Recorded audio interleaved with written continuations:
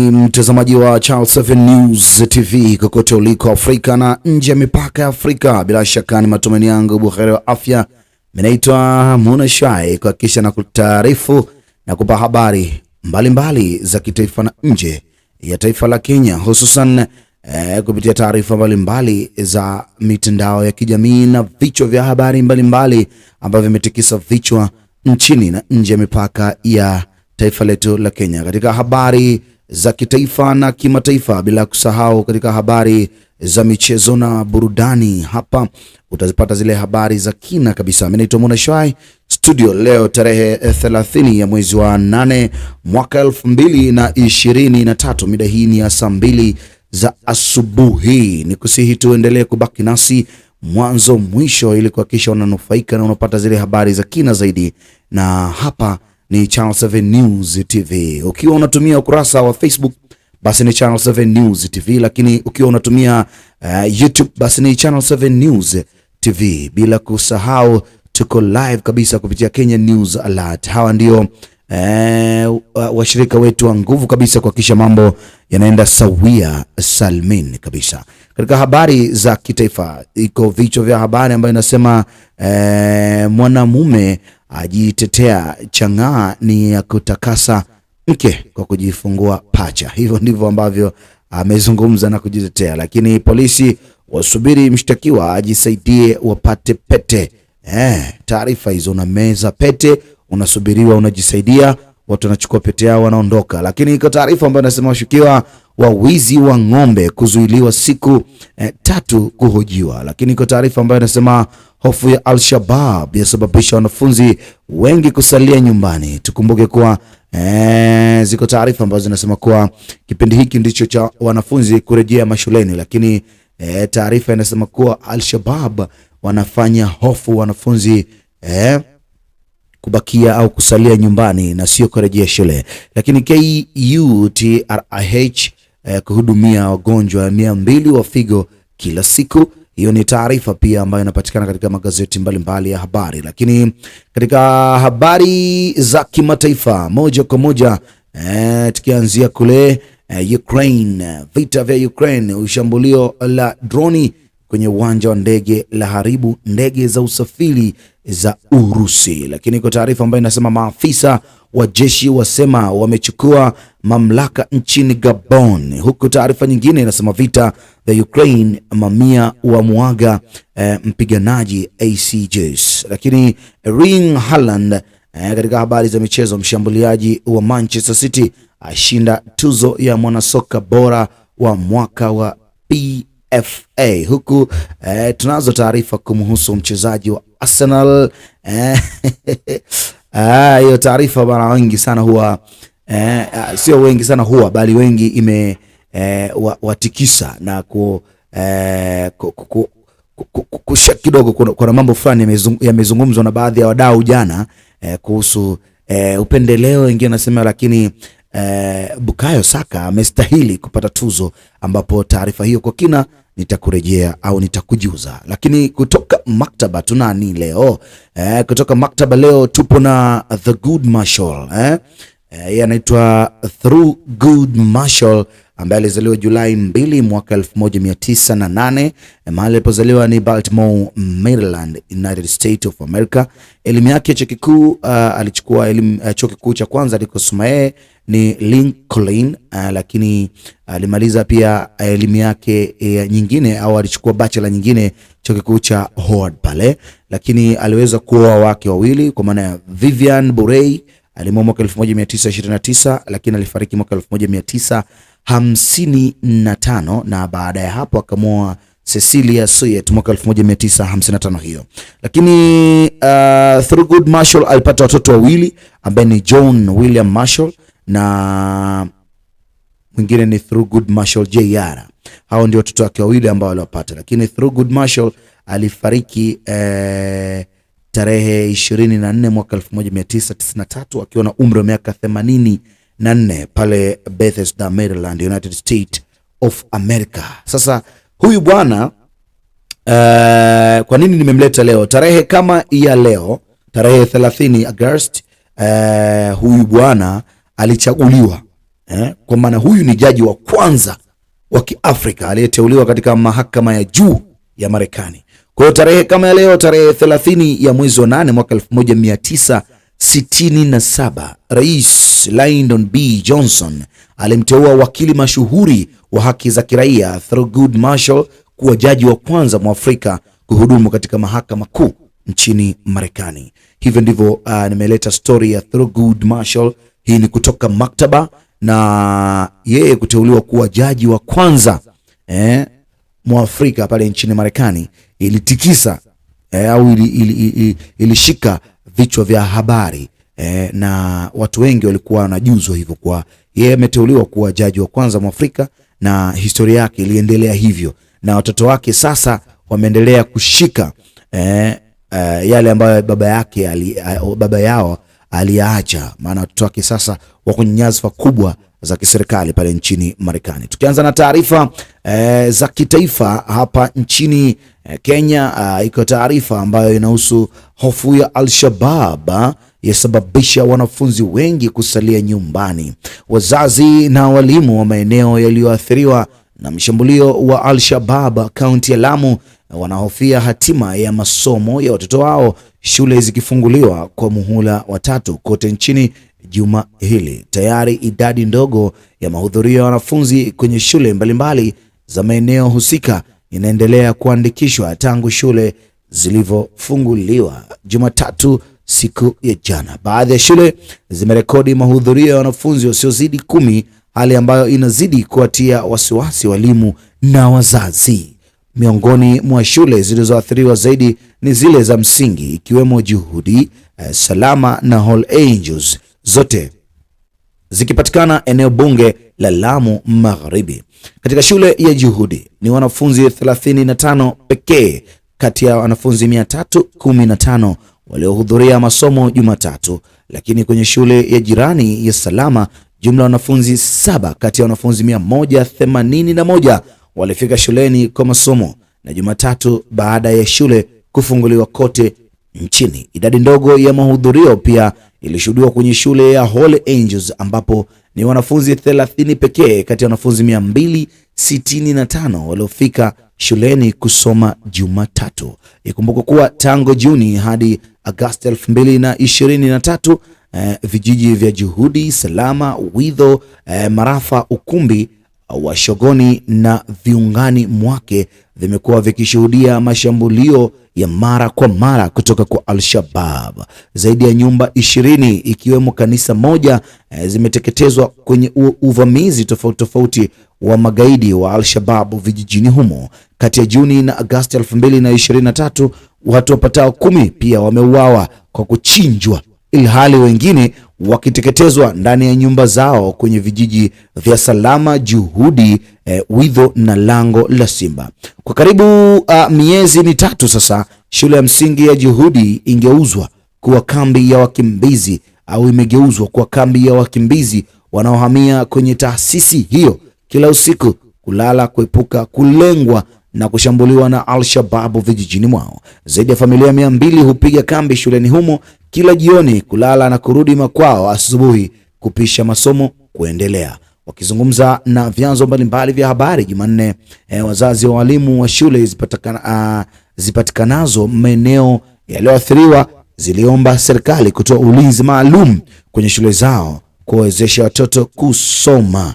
Hiyo ni taarifa ambayo inaenda kwa kina zaidi na ni ndefu kweli kweli, lakini kikubwa ni kujuza tu taarifa ile kutoka kule Lamu, namna ambavyo wanafunzi wanaathirika na kurejea mashuleni. Hii ni kwa sababu tu wanafunzi hao wanakoseshwa amani au wazazi wanakosa amani kwa ajili ya mashambulizi mbalimbali yanaendelea kule Mombasa juu ya watu wa Al-Shabaab, si ndio?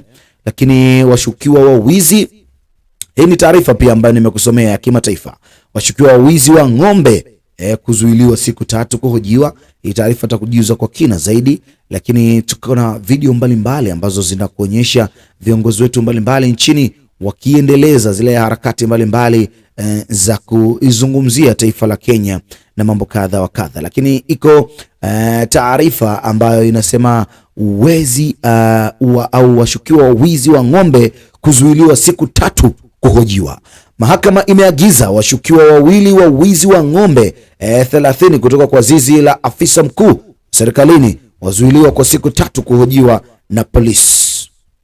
Polisi walifaulu kupata ng'ombe watatu walioibwa kutoka kwa zizi la afisa ambaye ndiye mlalamishi kwenye kesi. Mnamo Jumatano wiki jana, Anastasia Wanjiku na David Githuku walifikishwa mbele ya mahakimu mkazi Bi Victoria Ochanda kwa madai ya kuhusika na wizi wa mifugo katika eneo la Kwanza, kaunti ya Makwini. Kiongozi wa mashtaka alimweleza Bi Ochanda kwamba polisi walifaulu kuwatia nguvuni Anastasia na David katika eneo la Gatundu.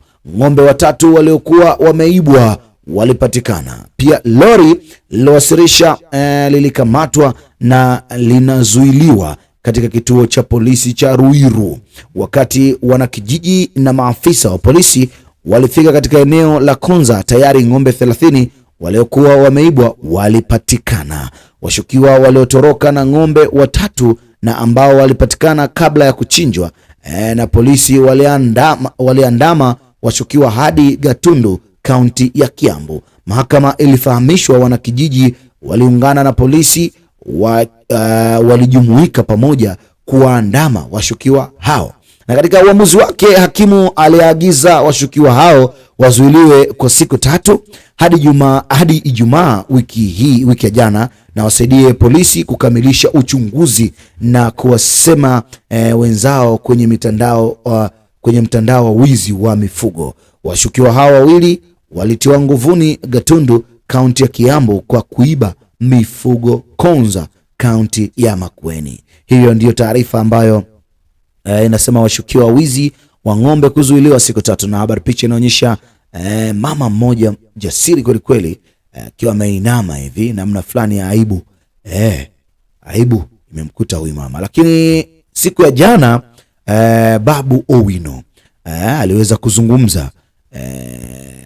kuzungumza na haya ni baadhi ya mahojiano kati ya waandishi wa habari na Babu Owino.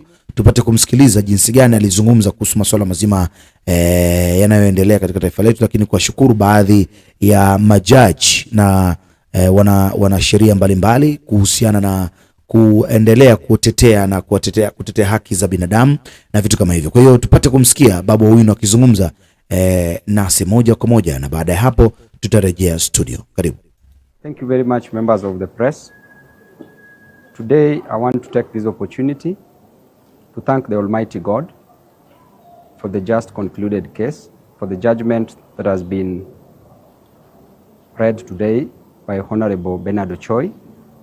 I want to take this opportunity to thank Senior Counsel James Orengo, Advocate Duncan Okach for the great job he has done, Advocate Elisha Ongoya for the great job he did, Advocate Ndegwanjiru, who's also taken his time to be here with us, who has helped me in several other cases and also this case. And I really want to thank members of the press. I also want to thank members of the public for the patience they've had with me in this case. And also, most importantly, I also want to thank my wife and my family members for the great support they accorded me during this trial. Also want to thank DJ Volve, Felix Odhiambo Orinda, for being my friend, for trusting in our friendship, for always being there for me. And I want to say that this judgment has gone the way the Almighty God wanted it to go. That is how God wanted it to go. And I want to say that the day that I will be victorious is the day that I will see DJ Volve walk, stand by my side. And I want to assure DJ Volve and members of the public that I will walk by DJ Volve's side. I will always be there for him. And in fact, I'm planning to take him to India for further treatment. And I'm praying to the Almighty God to grant Felix both the physical and spiritual strength to heal Felix and to ensure that Felix walks in the near future. I want to leave it at that and thank the Almighty God once again for this judgment, and may God bless everyone. Thank you so much.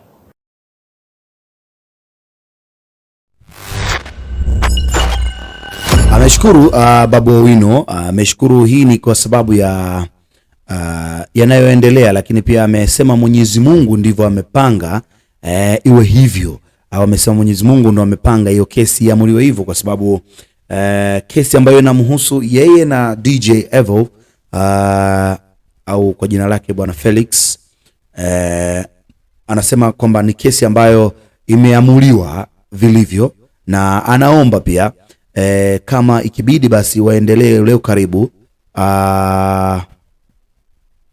ukaribu kwa maana ya yale ambayo yalikuwa yanaendelea ni rafiki yake na vitu kama hivyo, lakini pia amemsihi, amemuombea kwa Mungu arudi kwenye afya yake bora, na amepanga pia hivi karibuni wanaweza akafanya mpango akaenda katibiwa India ili aweze kurudi katika hali ya kawaida. Hiyo ndiyo taarifa ambayo siku jana Babu Owino alizungumza au alizungumza na waandishi wa habari na kusema kuwa anamshukuru Mungu maamuzi ambayo yamefanyika. Nadhani ni maamuzi ambayo Mungu mwenyewe kapenda, sio yale ya upendeleo. Kwa hivyo ndivyo ambavyo Babu Owino amesema au amezungumza. Lakini tunayo taarifa kuhusiana na wizi ambao umeendelea, lakini wizi huo umefanya mtu alindwe mpaka sehemu ya sehemu ya kwenda kujisaidia, kwamba polisi wasubiri mshtakiwa ajisaidie wapate pete. Hii ni taarifa ambayo imetujia pia. Mahakama moja mjini Eldoret imeambiwa kuwa polisi wanasubiri mwanaume mmoja ambaye alimeza pete ajisaidie kupitia choo ili pete hiyo ipatikane na kutumika kama ushahidi katika kesi ambapo amekiri kuiba pete ya thamani ya shilingi 15,000. Naomba mshtakiwa asipewe dhamana kabisa, hajajisaidia ili pete ili aliyomeza itumiwe kama ushahidi katika kesi. Kiongozi wa mashtaka Patrick Kuria alisema au aliambia mahakama wakati wa kusomewa maelekezo ya mashtaka. Lakini katika kesi hiyo Emmanuel Moi ameshtakiwa kwa kuiba pete kutoka katika duka moja mjini Eldoret, na nakala ya mashtaka ilisema kuwa mnamo Agosti 26, 2023 katika duka la Mwaura mjini Eldoret, Moi aliiba pete hiyo ya shilingi 15,000 mali ya Mwaura Nguku Kamau anakuwa na baadaye aliimeza kabla ya kuacha dukani humo pete yake ya thamani ya chini kabisa.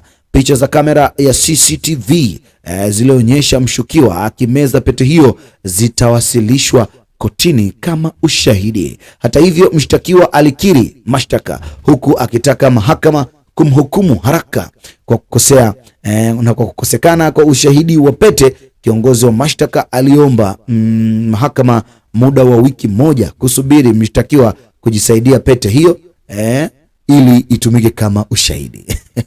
Hakimu mwandamizi mkuu Mogire Onkoba aliamua kesi hiyo kutajwa mnamo Septemba 4. Hivyo ndivyo ambavyo taarifa hiyo inaweza kutamatishwa au kuishia, lakini visa bado vinaendelea. Mwanaume mmoja ajitetea, amesema kuwa chang'aa ni ya kutakasa mke kwa kujifungua pacha.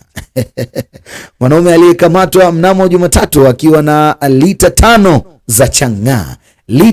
za chang'aa ameambia mahakama ya Eldoret kwamba pombe hiyo haikuwa ya shughuli za kibiashara, bali ilikuwa itumike kama dawa ya kiasili kwa tambiko la kumsafisha mkewe baada ya kujifungua watoto pacha. Jackson Kiprotich ambaye alifikishwa mbele ya hakimu mkuu mwandamizi wa Eldoret Richard Odenyo aliambia mahakama kuwa bidhaa hiyo ilikuwa ya kutumika kama dawa ya kienyeji ya kumsafisha mkewe, na katika jamii yetu kuzaa watoto mapacha ni ishara mbaya na ili sisi kuondoa roho mbaya kwa watoto hao waliozaliwa, tambiko lazima lifanyike na tunatumia chang'aa kufanya sherehe ya aina hiyo, Kiprotich aliambia mahakama. Lakini pia Kiprotich aliendelea kueleza mahakama kwamba lazima maafisa wa polisi waelimishwe kuhusu matambiko hayo ili kuepuka kuvutia laana kwa kuzuia mila hiyo muhimu. Aliambia mahakama kwamba polisi wanapaswa kuelimishwa, huku hatari ya kuingilia mila yenye uzito kama hiyo kutumia pombe kwa utakaso. Lakini pia anakuambia inasikitisha kwamba polisi hawajali umuhimu wa tambiko kama hili ambapo pombe huwa ni dawa. Serikali ingeturuhusu kuendelea kutumia pombe ya chang'aa kama dawa kama ilivyokuwa nyakati za zamani, aliambia mahakama bwana Kiprotich. Hivyo ndivyo alivyozungumza. Lakini mahakama iliambiwa kuwa mshtakiwa alikamatwa katika kijiji cha Punjab katika kaunti ndogo ya Moiben akiwa na lita 5 za chang'aa kinyume cha sheria. Alikanusha shtaka hilo kabla ya mahakama kumwachilia kwa dhamana ya shilingi 20,000 pesa taslim au bondi ya kiasi sawa na hicho, na kesi hiyo itasikilizwa tena Septemba 4, 2023. Bado tuko pale pale Eldoret, mambo ni yale yale, huku mmoja akisubiriwa kujisaidia ili aitoe pete, mwingine amekamatwa na chang'aa. Hivyo ndivyo tunazidi kutiririka na taarifa zinazidi kuwa hivyo. Lakini bado tuko na baadhi ya videos au videos mbalimbali, kwa maana ya tutaonyesha hapa ni namna gani mambo yanazidi kuendelea. Tunachanganya kidogo huku, lakini tunaonyesha baadhi ya video za viongozi wetu mbalimbali wakiendelea kung'ang'ana na kupambana na serikali yetu. 2027 tutawamaliza kabisa, mnaua watu halafu mnataka tuongee. Senator Mundigi huyo anaeleza viongozi wa Azimio kuhusu mazungumzo ya pande mbili. Hii hapa video ambayo inamuonyesha kiongozi huyu akizungumza mbele ya waandishi wa habari siku ya jana, si ndio? Kwa parliament, lakini kuna waandishi wa habari walikuwepo pia, ndio maana tukaipata hii video. Haya, karibu tutazame na baadaye tutarejea. Karibu sana. Yangu ni kidogo tu kusema itakuwa ni aibu kubwa sana kutoka miaka mingi, kila miaka 5 tukichaguana, walio wachache wakishindwa wanaenda kurusha mawe, wanaenda kuua watu, kufanya mabaya, halafu kila wakati yote wanakuja kusema tusemesane. Ingawa katika Biblia inasema watu wawili hawezi kutembea pamoja bila kuelewanwa, mimi naunga mkono, lakini nataka niseme mwaka wa 2027 tutaenda kwa uchaguzi. Nataka mjiandae, tukutane pale, hii itakuwa ni mambo ya mwisho. Nataka nimwambie pia, mnakumbuka katika Biblia Yesu alikuwa anatembea na Judas na kuridhika mpaka dakika ya mwisho. Kwa hivyo mkifikiria mtakuwa kila wakati yote mnajifanya kama Judas, mwaka wa 2027 mpaka tutawatimua mbio na mtarudia hivyo mpaka tutawatema. Ya pili, mnasema mambo ya kuvumbua sava. Ya tatu, mnasema mambo ya kuua. Mambo mingi mmesema na nyinyi mmeharibu. Hata mambo ya mvua mngeulizwa, hata mvua ingenyesha. Kwa hiyo niko na huzuni sana na nyinyi. Mvurundi, tusemesane, tusikie pamoja. Biblia iko juu, wacha mseme Biblia iko chini. Biblia iko juu, tutatembea pamoja ndio tuweze kuenda safari moja kwa hii kipindi ya miaka 5. Asante Bwana Spika, naunga mkono. Lakini sio ile ya Judas na Yesu. Honorable Senators, the 1 hour is long spent. I will therefore call upon the mover to reply.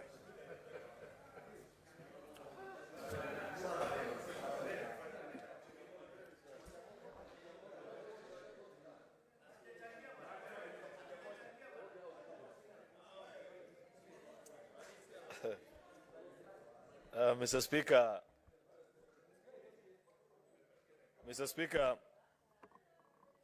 I beg your attention.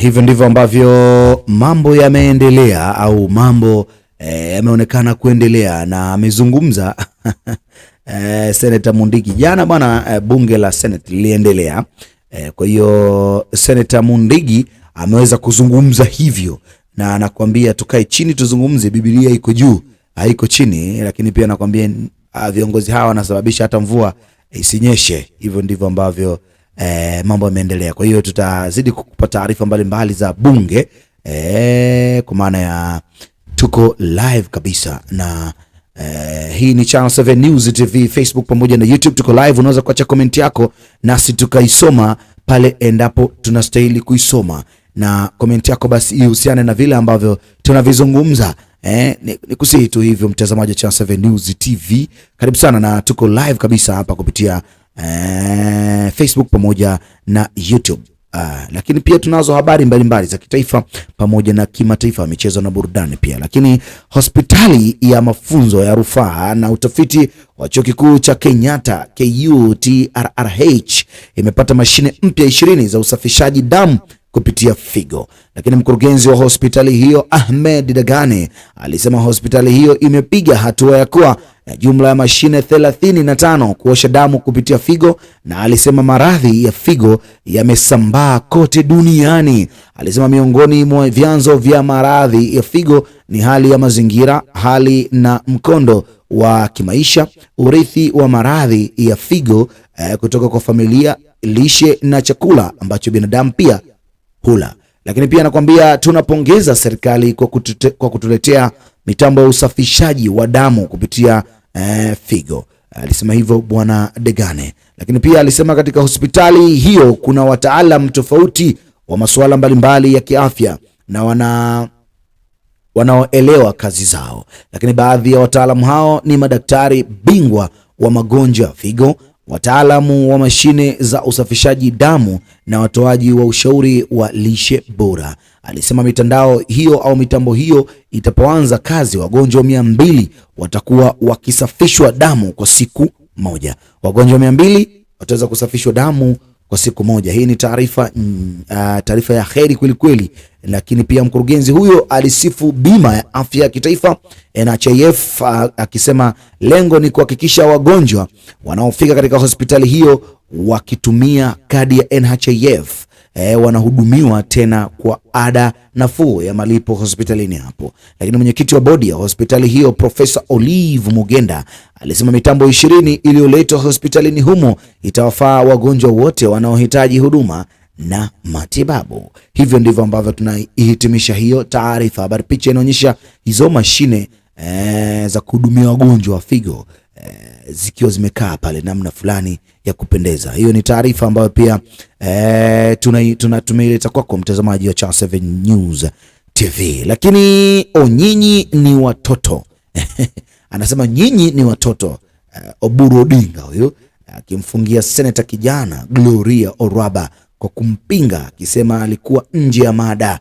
Anawaambia nyinyi ni watoto, huku akicheka, huku Oburu Odinga akimfungia seneta kijana Gloria Orwaba kwa kumpinga, hivyo akawaambia nyinyi ni watoto na uko nje ya mada. Tutazame hii video jana katika bunge la Senate ambalo lilikuwa linaendelea pale na mheshimiwa Odinga Oburu Odinga amezungumza hivyo naye siku ya jana. Nini alizungumza? Basi karibu ujiunge nasi na uungane nasi kwenye kutazama hii video. Karibu sana. Mr. Speaker, sir, I stand to support this motion. And Mr. Speaker, I support it because talking, dialogue is always the way to go. And this is not only in Kenya, it is all over the world. And Mr. Speaker, those who are saying that there has been negotiations every election in Kenya, maybe were born yesterday. But I can tell them that since independence, which is more than 60 years, there have been always elections every 5 years. And I don't think there was a dialogue every 5 years. There was only dialogue when there was a problem.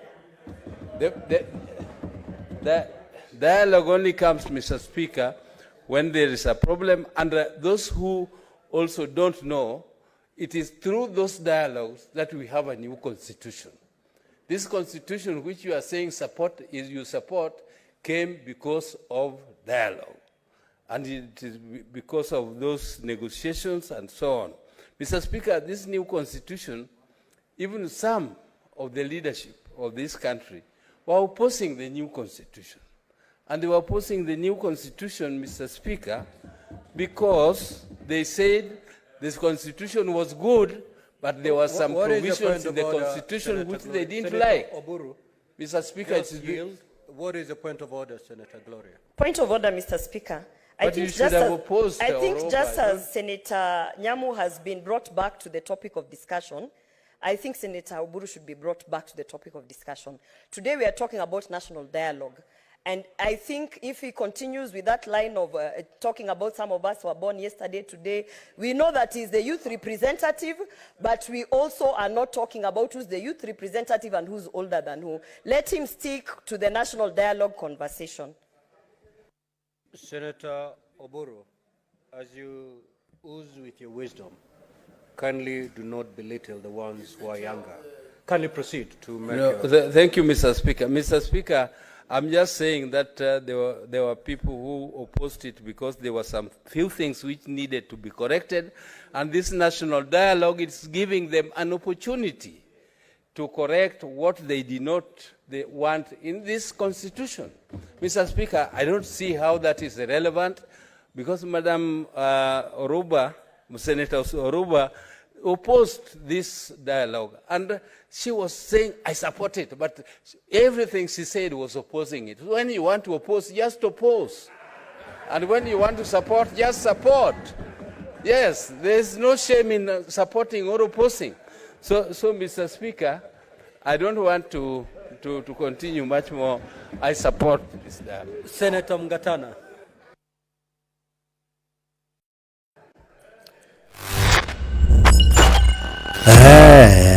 Hivyo ndivyo ambavyo mheshimiwa Oburu Odinga alivyozungumza na kuonekana kwamba kuna baadhi ya viongozi wanajisikia vibaya kuambiwa wao ni wadogo.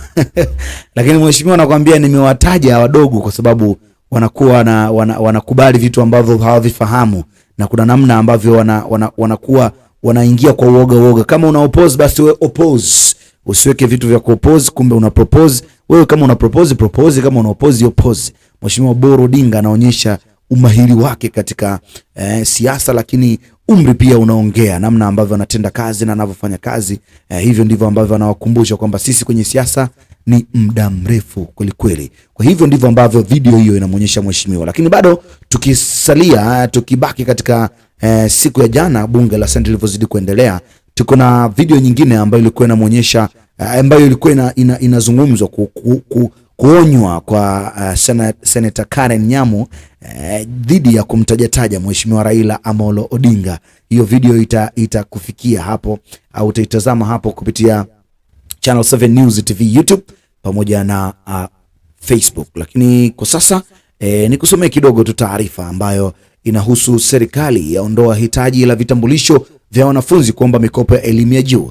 Hii taarifa imetujia na nakusomea, na baada ya hapo tarudi kwenye bunge la Senate iliyoendelea siku jana. Sasa wanafunzi ambao hawajatimiza umri wa miaka 18 wanaweza kutuma maombi na kupokea mikopo na ufadhili wa aina nyingine yote kupiga jeki elimu yao ya vyuo vikuu. Hii ni baada ya baraza la mawaziri Jumanne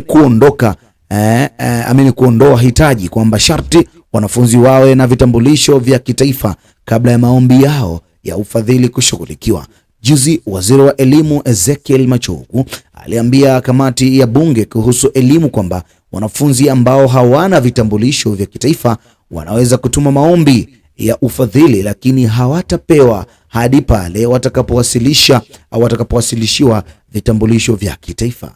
Kuna ujumla wa wanafunzi 1900 ambao wameitwa kujiunga na vyuo vikuu lakini hawajatimiza umri wa miaka 18. Kwa hiyo hawana vitambulisho vya taifa. Wanafunzi hawa kama wataruhusiwa kuwasilisha maombi, lakini pia mikopo yao haitatolewa hadi pale watakapowasilisha nambari zao za vitambulisho vya kitaifa. Bwana Machogu akawaambia wabunge wanachama wa kamati Alhamis wiki jana katika majengo ya bunge, si ndio? Taarifa hiyo inazidi kwa kina kwa kusema kuwa waziri alisema hayo akijibu malalamishi kutoka kwa wabunge Martha Wangari wa Gilgili na Joribo Okello wa Nyando kwamba sio haki kwa serikali kuwanyima wanafunzi wasiotimia umri wa miaka 18 au wasiokuwa na umri wa miaka 18 kunyima mikopo kwa misingi ya umri wao. Lakini pia sasa wanafunzi hao wamepata afueni baada ya baraza la mawaziri kuondoa hitaji kwamba sharti wanafunzi wawe na vitambulisho vya kitaifa kabla ya kuomba mikopo kutoka kwa bodi ya kufadhili masomo katika vyuo vikuu HELB. Wizara ya Elimu na wadau wengine wanaagizwa kuhakikisha kuwa wanafunzi wote wanapata nafasi sawa ya kuomba kupata mikopo na aina nyingine za ufadhili haraka iwezekanavyo, ikasema taarifa kutoka kwa ikulu ya rais baada ya mkutano huo wa baraza la mawaziri. Mkutano huo ulioongozwa na Rais William Ruto katika ikulu ndogo ya Kakamega, wakati huu ambapo kiongozi wa taifa yuko katika ziara ya siku 5 katika eneo la magharibi mwa Kenya. Na ndipo jana Mheshimiwa Rais pia alisema inawezekana wasionekane viongozi au wasionekane katika jiji la Nairobi wiki au mwezi mzima. Alikuwa akitania hivyo mawaziri huko mkutano huo kikao hicho kikiendelea. Sasa ile video ambayo inamuonya Karen Nyamu au inaonyesha kuonywa Karen Nyamu asimtajetaje Mheshimiwa Raila ama Odinga, hii hapa. Karibu mtazamaji kutazama hii video, kisha tutarejea hivi punde. Thank you, Mr. Speaker, for giving me this opportunity to contribute to this motion. First of all, Mr. Speaker, I did not know that there are people out there whose work is solely to count how many times we speak in this Senate. But since I'm aware, I will make sure I keep them very busy. So, Mr. Speaker,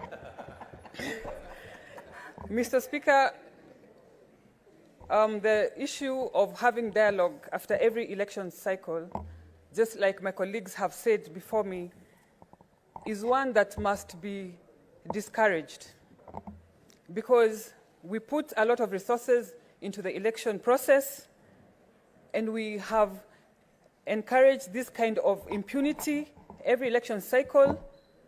There are individuals who know that they can twist the process to get into government in the back door. However, Mr. Speaker, because our head of government, who is the president, supports this dialogue, and because one of the agenda for Kenya Kwanza in this dialogue is creating an official opposition office, which I support fully, because we appreciate that Raila, who is the current person in question that we are discussing today, he got a considerable number of votes. And the issue of winner takes it all has been a thorn in the flesh in the Kenyan elections.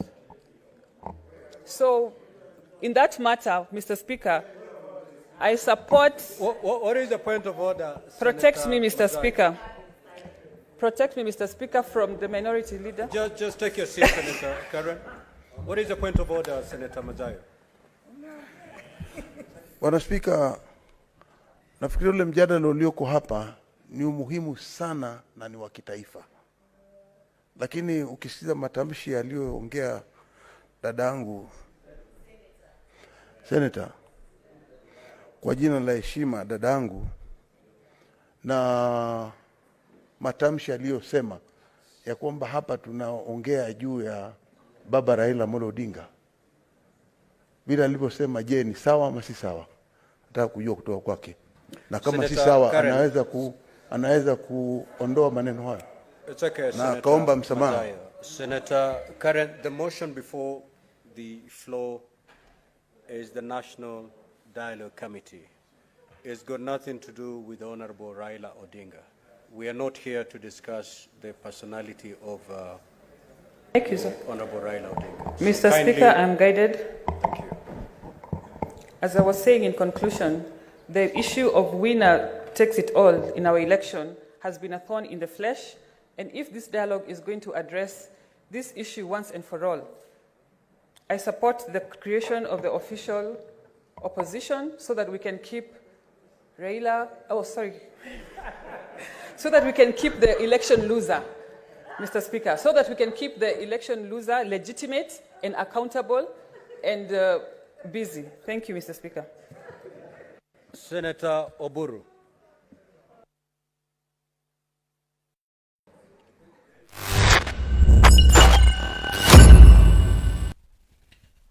Hivyo ndivyo ambavyo Karen Nyama ameweza kuzungumza na akapewa warning pale kwamba hatuko hapa kwa ajili ya kumdiscuss Mheshimiwa Raila Amolo Odinga, kitu ambacho haitakiwi, na akaambiwa aombe msamaha na akafanya hivyo. Lakini taarifa nyingine kutoka Senate pale tutakujuza, na ziko video kadhaa. Kuna hii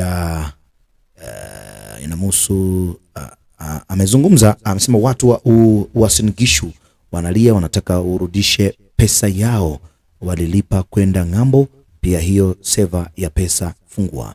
Mandago alifedheheshwa huku seneta wa Azimio Mwaruma akimfungia bungeni. Kwa hiyo taarifa pia, hiyo video pia utapata kuiona.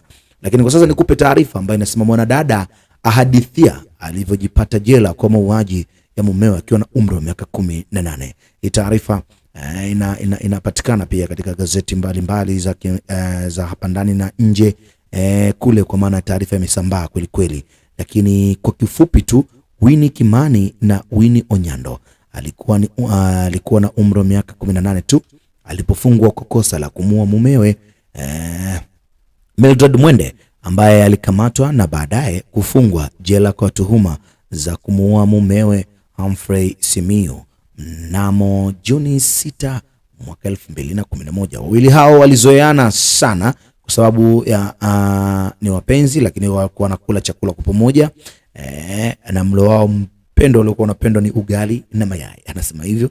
Lakini wakati huo Mwende na mumewe walikuwa wakiishi kwenye chumba kimoja cha kukodisha mjini Webuye katika kaunti ya Bungoma pale. Lakini anasema nilikuwa na umri mdogo na nilikuwa ni mdogo kiumri wakati huo, sikuwa nimeonja maisha nilipokamatwa. Wakati niliachiliwa nilikuta mambo mengi yamebadilika. Hivyo ndivyo Mwende aliweza kuzungumza. Alikuwa na umri huo mdogo Mwende, karibu wafungwe maisha kwa kosa la kumuua mumewe, lakini baadaye akafungwa jela miaka 10 baada ya kupatikana na hatia kuwa bila kukusudia. Akieleza katika taarifa hiyo yaliyotokea na mahakamani, Mwende alisema kuwa wakili wake alimtetea akisema kuwa alitenda kosa hilo akijaribu kujitetea. Siku hiyo marehemu mume wake alimwacha na shilingi 200 ili aandae chakula cha jioni. Alitaka muandalie nyama, mboga na ugali, lakini pesa hazikutosha. Kwa hiyo aliamua kuandaa mlo rahisi wa ugali, sukuma wiki na mayai. Mwende alieleza hivyo. Hakujua madhara ambayo yangeweza kutokea, au uamuzi wa kuandaa huo ugali na mayai ungemletea au ungemsababishia matatizo siku hiyo.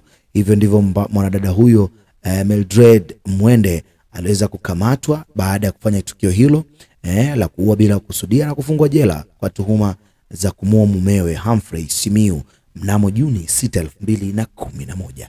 Kidogo tulikupa hiyo taarifa ili uweze kujifunza ambayo yanayoendelea au yanayojiri katika maeneo mbalimbali nchini, lakini pia uweze kujifunza yale ya kujizuia baada ya kupatwa na majanga mbalimbali. Lakini vijiji Lamu vyageuka mahame, wengi wakikodisha vyumba mjini. Hiyo taarifa inahusu kule Lamu na masuala mazima ya Al-Shabaab. Sasa tukatazame kwanza ile video au ile video ambayo watu wa Uasin Gishu ameizungumza yule seneta wa Azimio Mwaruma akimfungia bungeni mheshimiwa Mandago. Anakuambia watu wa Uasin Gishu wanalia, wanataka urudishe pesa yao walilipa kwenda ng'ambo, lakini wewe umefanya mustakabali ambao sio. Lakini pia hiyo seva ya pesa ifungue.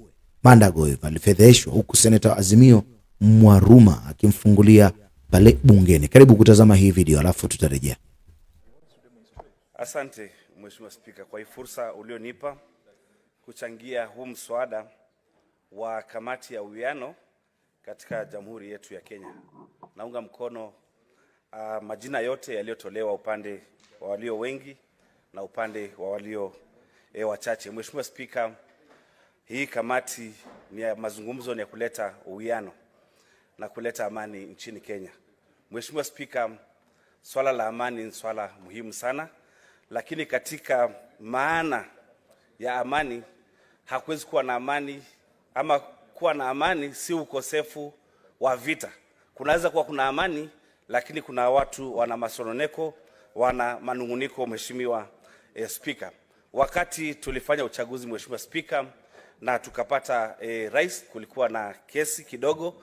Upande wa upinzani wa Azimio ulisema kwamba kuna masuala fulani hawajakubaliana nayo katika uchaguzi, na tukaenda mpaka mahakama ya upeo. Mheshimiwa Spika, tuliheshimu matokeo kutoka kwa mahakama ya upeo, lakini hatukuridhika, na tukasema kwamba kuna mambo machache yanafaa kufanyika baada ya uchaguzi. Mheshimiwa Spika, ya kwanza ni kufungua server, kwa sababu katika uchaguzi ni lazima tuangalie kama tulienda vizuri, na kuangalia kama tulienda vizuri ni kuangalia server. Katika taasisi ambazo zinatumia pesa, mwisho huwa tunafanya uhasibu ama audit. Kwa hivyo audit, Mheshimiwa Spika, ama uhasibu ni jambo la muhimu, na katika ile mazungumzo ni vyema ile ripoti itakayokuja iangalie basi ni vipi tutafungua ile server. Ya pili, Mheshimiwa Spika, ni mambo ya mfumuko wa bei. Mheshimiwa Spika, baada tumechaguana na tukawa na serikali, tuliona kwamba hali ya maisha iko juu, lakini tuliona serikali iliyomo wanapandisha ushuru. Na Senator Mandago, what's your point of order? Mesikia Senator Mwaruma akisema kama tutapata nafasi ya kufungua saba. Nafikiri mjadala ambayo iko hapa sio ya kufungua saba, kwa maana Mr. Speaker, wale waliokuwa na kifungu, wale wenye saba walikuwa watu wa Azimio, wale wenye walikuwa na kifungu ya saba ni watu wa Azimio, waende watafute mali walikuwa wameiacha, Mr. Speaker, waende wakafungue saba. Senator Mwaruma, just confine yourself to the motion before us, please. Asante Mheshimiwa Spika kwa mwelekeo, lakini katika yale masuala ambayo yako katika meza kutoka kwa upande wa Azimio, moja lilikuwa ni kufanya uhasibu ama audit ya server. Kwa hivyo nikitaja server ni kwa sababu swala moja ambalo liko katika majadiliano litakuwa ni kufungua server. Mheshimiwa Spika, mambo ya maandamano ni haki yetu kama Wakenya katika ibara ya 37. Nimeona maandamano yakitokea hata kule Uasin Gishu kwa sababu watu wanataka pesa yao ya kwenda ambayo walilipa ya kwenda ng'ambo. Pia hiyo server pia ni lazima ifunguliwe, tujue nini ambacho kilikuwa kimetokea. Mheshimiwa Spika, Senator Methu. Order, Senator.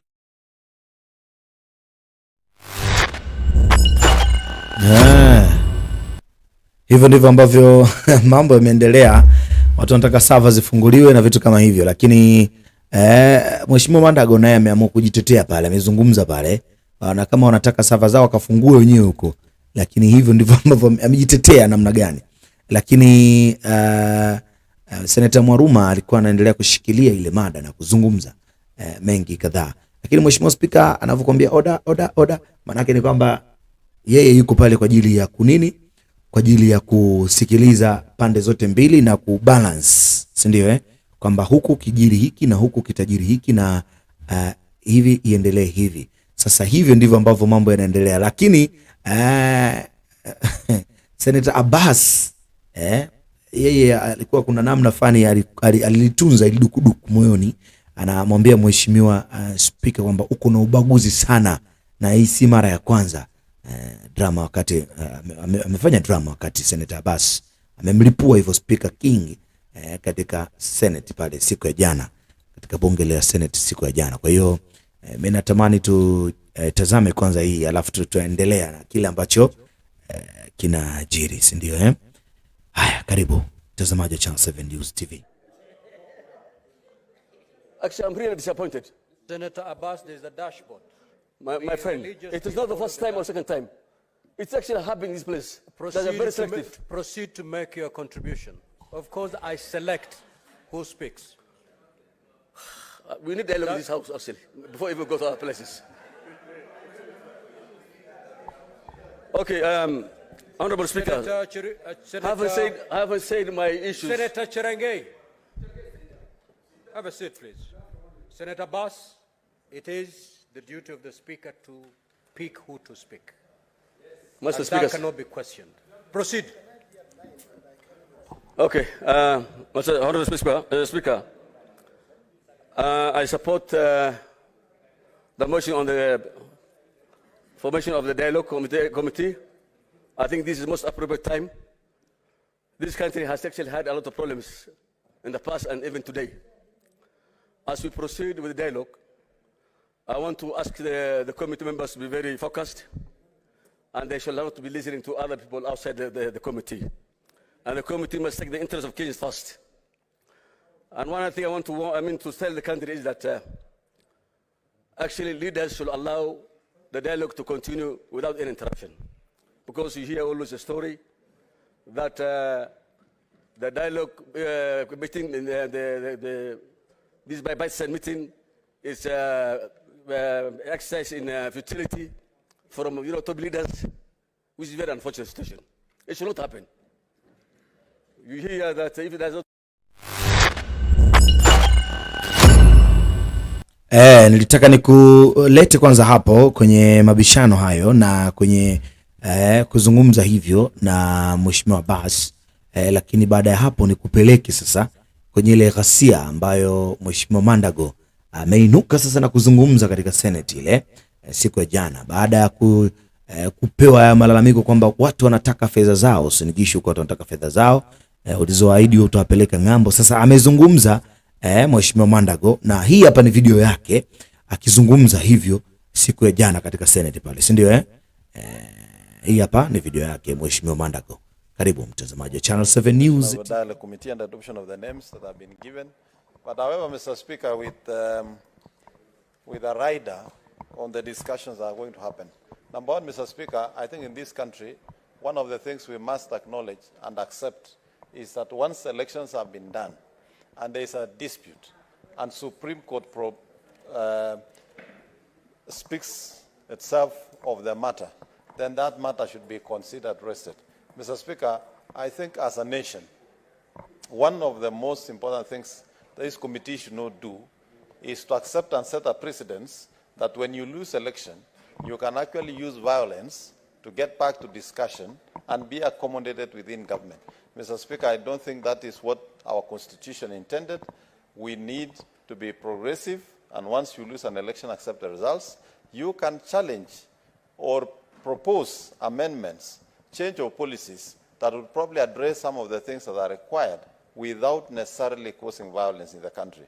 Mr. Speaker, I also want to urge those who are going to sit in that discussion that the center of discussion should be things that affect Kenyans.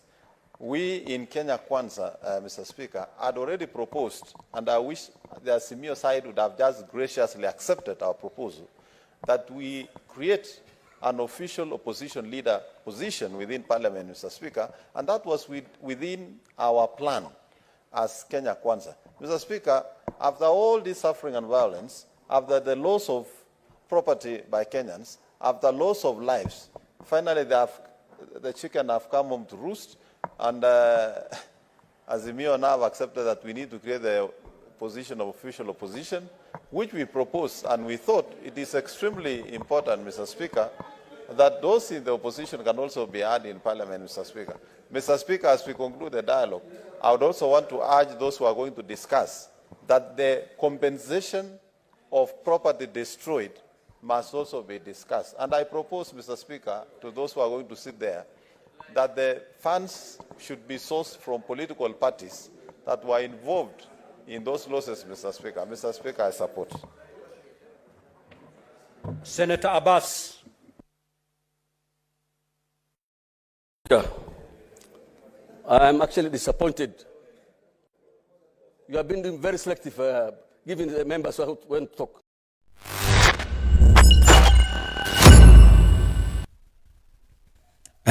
Hivyo ndivyo ambavyo mambo yameweza kuendelea siku ya jana pale katika Senate ile, na mambo yalikuwa ni mengi kweli kweli, mambo yalikuwa ni moto, wenyewe wanaweza kukombea hivyo. Ni mambo ni mengi kweli kweli, na baadhi ya viongozi walikuwa wanazungumza kwa jazba, wengine wakiwa wanazungumza kwa hasira, lakini yote hii ni kuwasilisha yale ambayo wananchi wameagiza kuwasilishiwa, na hivyo ndivyo ambavyo viongozi wanapaswa kuwa. Lakini umepata kumuona Mheshimiwa Maandamano akizungumza kuhusiana na mambo yanayoendelea, lakini pia mambo yaliyopita. Maana kagusia masuala ya uchaguzi, lakini pia kuharibu kwa baadhi ya miundombinu, kuiharibu na vitu kama hivyo. Kwa hiyo hivyo ndivyo ambavyo imeendelea, lakini kama Senator Matata Cherargei alifukuzwa nje ya Senate kwa kusababisha vurugu.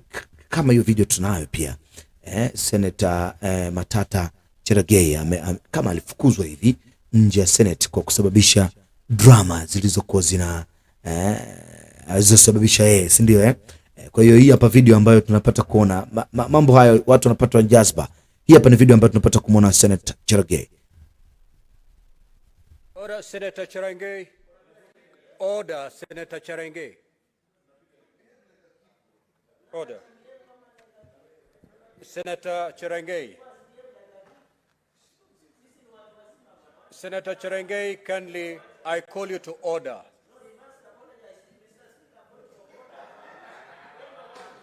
Senator Cherargei, have your seat, please. Kindly take your seat. Senator Cherargei, kindly take your seat. Take your seat. I will handle that. Senator Cherargei, take your seat. Senator Cherargei, you take your seat or I'll throw you out. Senator Cherargei.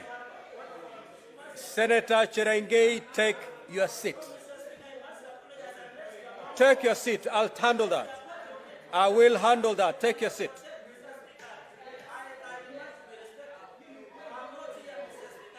Senator Cherargei, take your seat. I will handle your concerns. Take your seat. I will handle your concerns. Just take your seat.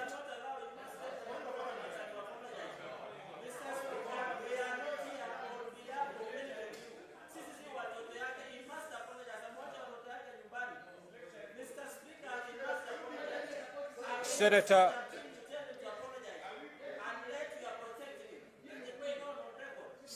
Cherargei. Senator Cherargei, take your seat.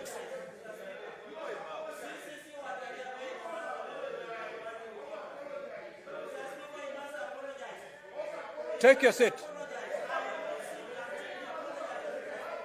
Sergeant at arms. Sergeant at arms. Sergeant at arms. Senator Eddy, take your seat.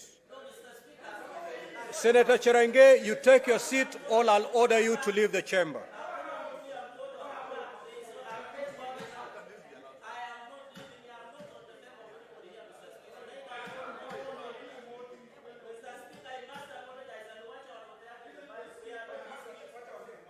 Senator Cherargei.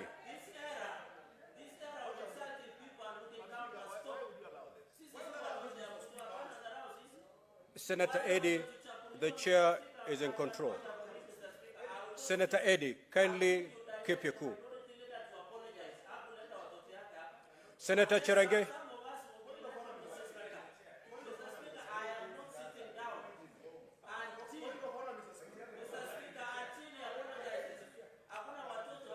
Senator Cherargei, having prosecuted your concern, kindly take your seat.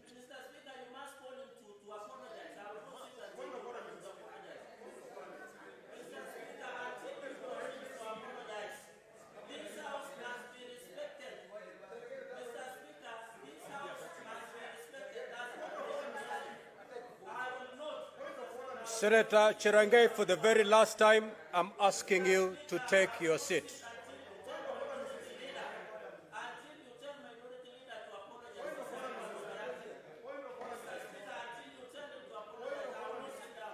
Senator Cherangei, you're out of order. Kindly proceed to leave the chamber. Sergeant at Arms, escort the member out of the chamber. Pardon? I order you to leave the chamber for the remainder of this session, for the remainder of today's sitting.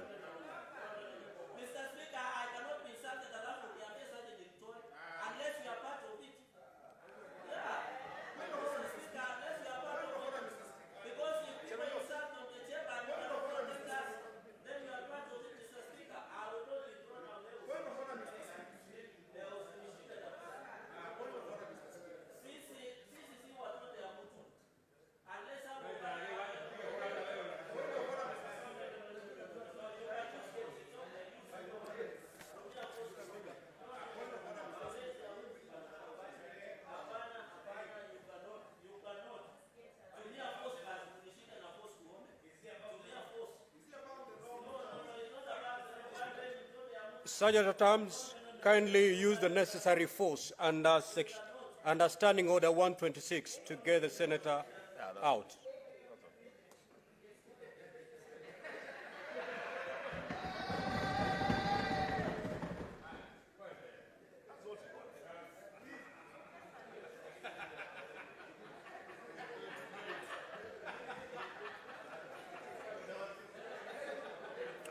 Order, honorable senators. Order, honorable senators. Senator Mazayo, your utterances are totally out of order. You cannot call a colleague a kid. All the senators seated here are honorable senators.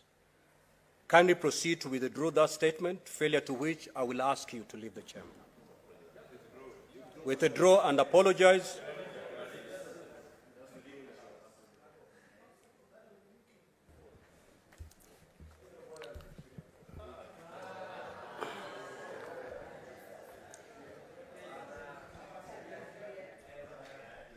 Asante Bwana Spika. Bwana Spika, nasikitika kwa matamshi niliyosema kwa ndugu yangu Cherargei. Ni bahati mbaya na mimi nataka kuyachukua niyaregeshe. Asante sana.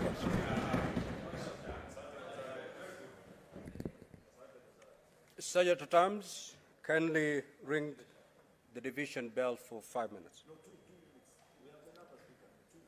For just 2 minutes.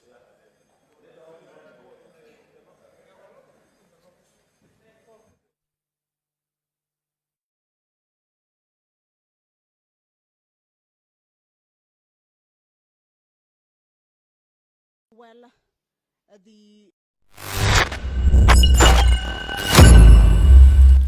hivyo ndivyo ambavyo mambo yamezidi kuendelea, lakini tumepata kuona kashikashi zile za Senator Cherargei aking'ang'ana pale ndani ya bunge na hakutaka kutoka nje, na hivyo ndivyo ambavyo mambo yaliweza kuendelea. Lakini alivyotoka pale sasa akawa bado analo moyoni na akaanza sasa kumgusia au kugusa mazungumzo dhidi ya AJAABU na Mwamba. Akamwambia bwana yuko busy usiku kuliko mchana. Senator Cherargei akimsuta AJAABU na Mwamba baada ya kushindwa kupokea wanariadha katika viwanja vile vya JKIA kutoka Budapest, si ndio? Hii hapa video yake inamuonyesha Senator Cherargei bado akiendelea kuzusha na kumsuta mheshimiwa AJAABU na Mwamba. Ndani alikiwasha kweli kweli, lakini ametoka nje ameendeleza moto ule ule. Taarifa hiyo tunayo na video tunayo. Basi nikusihi tu mtazamaji kubaki nasi utazame hii video, baada ya hapo tutarejea, si ndio? Hii hapa. On the kind of reception that our athletes are subjected to when they land back.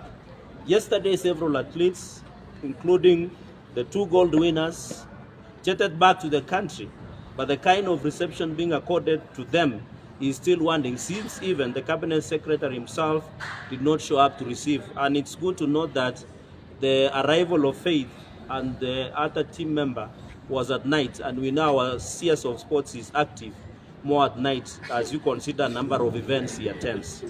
This type of welcoming of at least reflects the general poor management and lack of motivation being accorded to the team.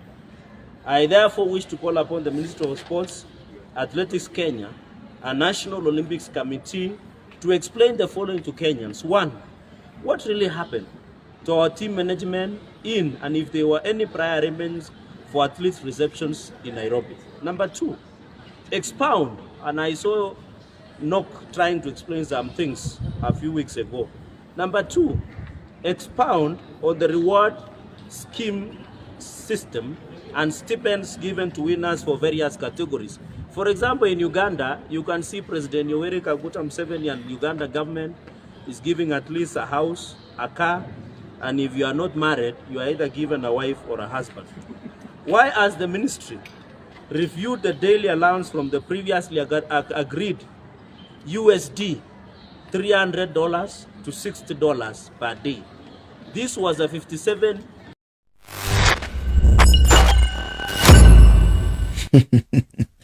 Huyu Mheshimiwa Charage ameongeza kuwa nchini Uganda usipooa unaweza kupewa hata mke na usipoolewa unaweza kupewa mume. Yaani namna ambavyo ameiweka yeye ameisifu serikali ya Uganda, lakini pia amehoji kwa serikali yetu nchini Kenya namna gani ambavyo wanaweza kuboresha mambo yakawa mambo, ndio kwa hiyo hivyo ndivyo ambavyo tunazidi kuzungumza. Lakini katika habari za kimataifa na michezo na burudani pia, habari za kimataifa nakwambia moja kwa moja kutoka kule Ukraine. Vita vya Ukraine, shambulio la droni kwenye uwanja wa ndege la haribu ndege za usafiri Urusi. Lakini iko taarifa ambayo inasema maafisa wa jeshi wasema wamechukua mamlaka nchini Gabon. Kama vile Niger inavyoendelea, basi Gabon namna ya mapinduzi basi yametokea. Maafisa wa jeshi wameonekana kwenye television ya taifa nchini Gabon wakisema wamechukua mamlaka.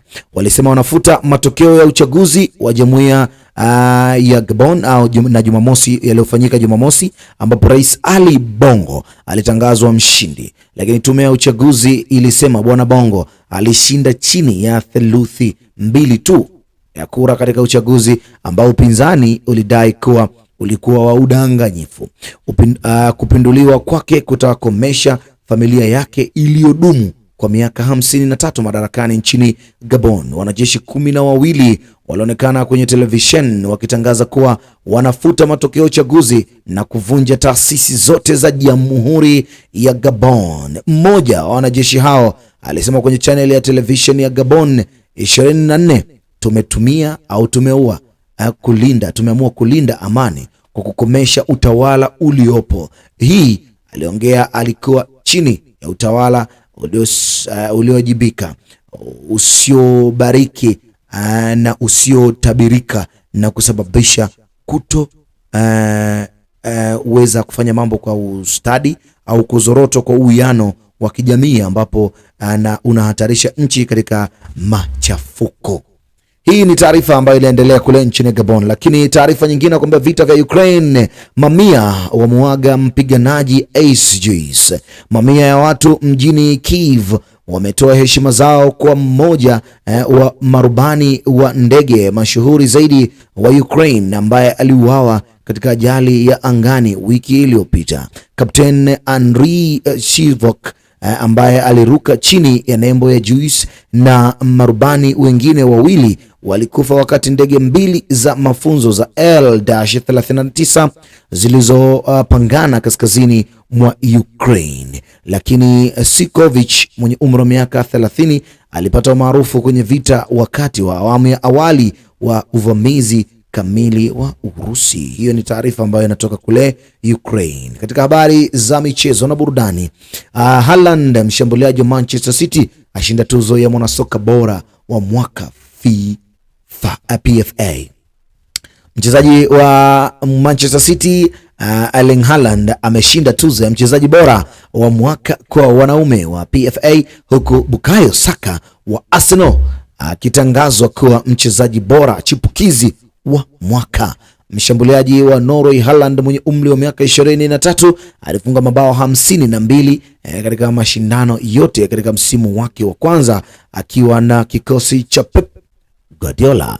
Haaland aliwashinda wachezaji wenzake Kevin De Bruyne na John Stones, Saka wa Arsenal na Martin Odegaard na Harry Kane wa Tottenham Hotspur.